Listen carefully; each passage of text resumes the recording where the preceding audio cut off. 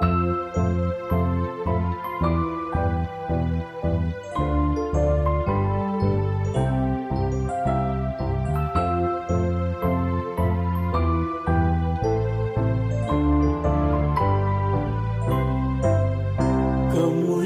belajar guru Linuhung, bangun kolaborasi semua guru.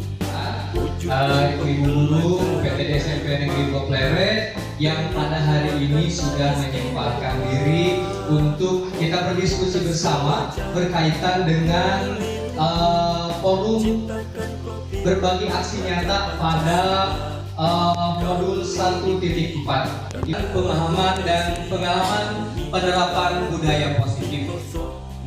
Puji dan syukur marilah kita panjatkan kehadirat Allah Subhanahu wa taala karena pada siang hari ini kita masih dalam keadaan sehat walafiat sehingga kita bisa berkumpul di tempat ini untuk melaksanakan kegiatan yang insya Allah akan bermanfaat untuk saya pribadi dan insya Allah juga untuk rekan-rekan semuanya.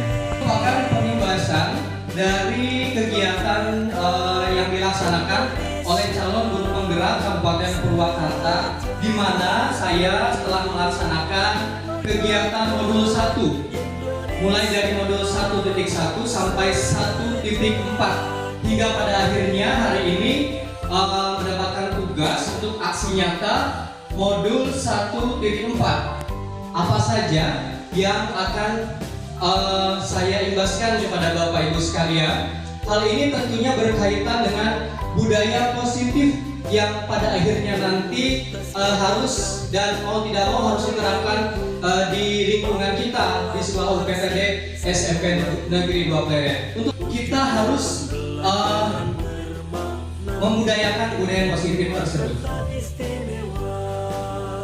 Komunitas belajar guru Linuhung, ciptakan profil. Beberapa poin yang akan disampaikan selama kegiatan ini yaitu yang pertama ada perubahan paradigma belajar, yang kedua disiplin positif, yang ketiga motivasi perilaku manusia, yang keempat kebutuhan dasar manusia, yang kelima posisi kontrol restitusi, kemudian keyakinan kelas, dan yang terakhir segitiga restitusi.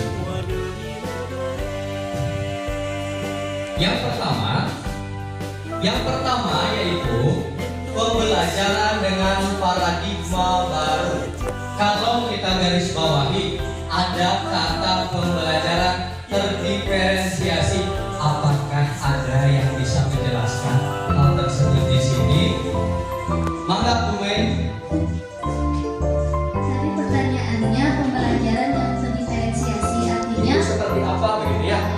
Jadi pembelajaran yang terdiferensiasi itu yang saya tahu adalah pembelajaran yang sesuai dengan kemampuan peserta didik, selain dari kemampuan peserta didik sesuai dengan minat dan bakat peserta didik. Lagi kita tuangkan dalam sebuah rancangan pembelajaran berkaitan dengan kurikulum Merdeka ini.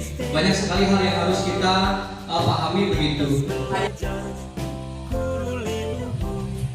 Artinya secara umum kita memilah siswa sesuai dengan kemampuannya masing-masing. Menyamaratakan itu sangat tidak sesuai dengan pemikiran Ki Hajar Dewantara, juga tidak sesuai dengan kurikulum Merdeka.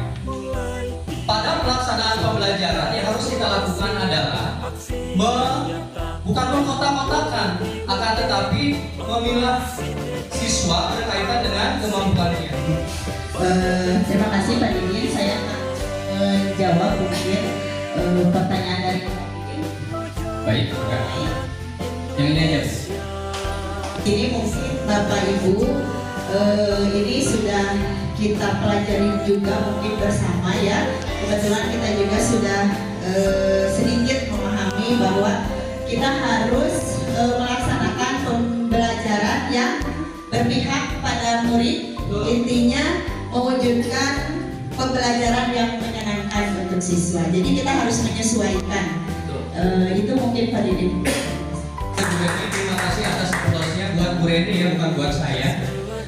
Bahwa pembelajaran yang berpusat pada siswa itu adalah kita bagaimana bisa menciptakan pembelajaran yang menyenangkan Artinya, ketika kita mulai masuk ke dalam kelas, apapun yang terjadi, apapun masalahnya yang terjadi dengan diri kita secara pribadi, tidak boleh dibawa ke dalam kelas. Kita harus tetap tersenyum dengan mereka. Apapun karakter mereka, tetap kita adalah seorang guru yang harus membimbing mereka.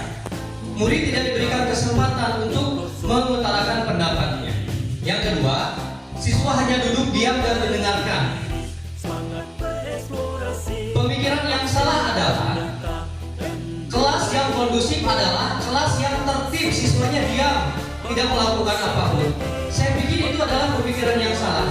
Kenapa? Karena mereka tidak belajar dari suasana pembelajaran itu sendiri. Banyak aspek lain yang bisa dijadikan aspek penilaian dari setiap siswa. Tahu nggak gerakan profil pelajar Pancasila? Ada videonya, tenang. Ada videonya ya.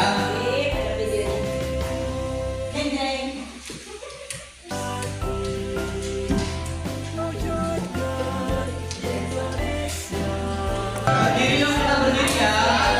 Berdiri, boleh kita berdiri dulu. Kita berjoget, Bu Gita jangan ditahan ya gerakannya ya.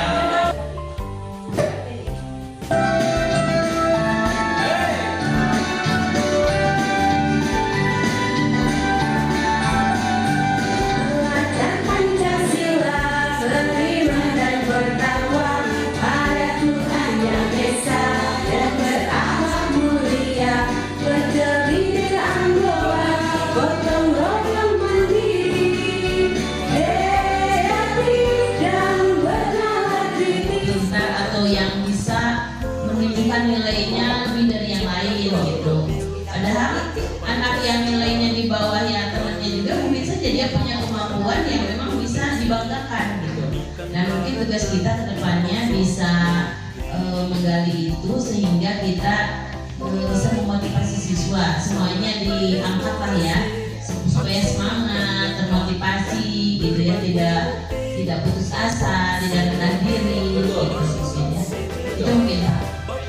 Terima kasih Bu, plus dong buat ketika kita melakukan ranking kecil, padahal penilaiannya hanya penilaian kognitif. Sementara banyak aspek lain yang harusnya menjadi penilaian. Seperti itu. Kemudian merampaskan menghargai dirinya. Bahwa penilaiannya sudah penilaian kognitif, saya tidak mampu apa-apa. Padahal dia sangat berharga di bidang yang lain.